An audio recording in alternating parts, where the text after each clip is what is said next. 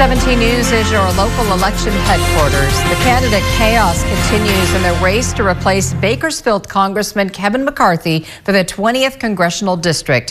One of the candidates, Assemblymember Vince Fong, plans to file a lawsuit against the Secretary of State. 17's Jenny He has been following the story this week, and she files this report.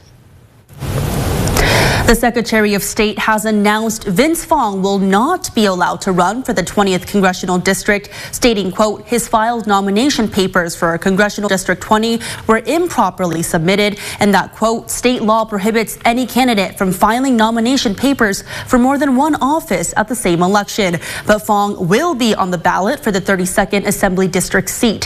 His campaign tells 17 News in response they will be filing a lawsuit against the Secretary of State in the Sacramento Superior Court next week. Assemblyman Fong states he remains committed to running for Congress, saying he will, quote, fight the Secretary of State's misguided decision and do whatever it takes to give voters in our community a real choice in this election. He also states his disqualification is, quote, an unprecedented interference in the candidate filing process, and that county elections offices have full jurisdiction to qualify candidates for the ballot. This is what he told me earlier Friday in an interview before the Secretary of State had made its decision. It's the voters that determine who their choice is for Congress. It is not chosen by a Sacramento politician. It is not chosen by a Sacramento bureaucrat. It is not chosen by an attorney. Fong has maintained he is a qualified candidate for the 20th Congressional District because he was sworn in by Kern County elections.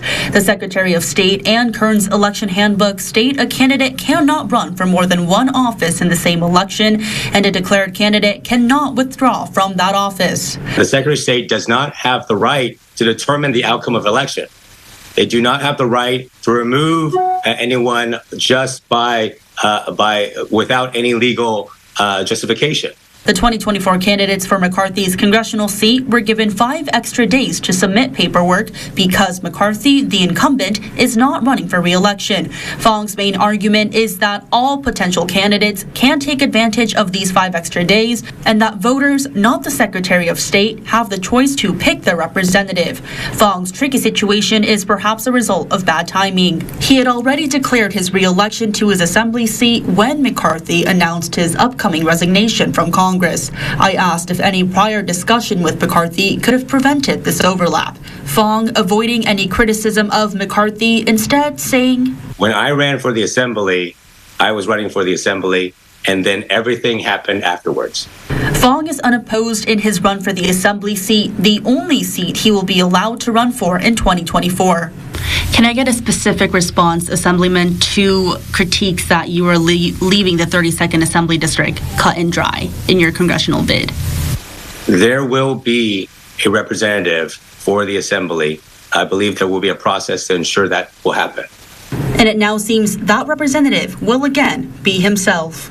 Fellow candidate David Giglio, described as a far-right congressman hopeful, had threatened legal action against all parties involved if Fong had been given the green light to run for Congress. In light of the decision, Giglio says he doesn't see the need to move forward with legal action.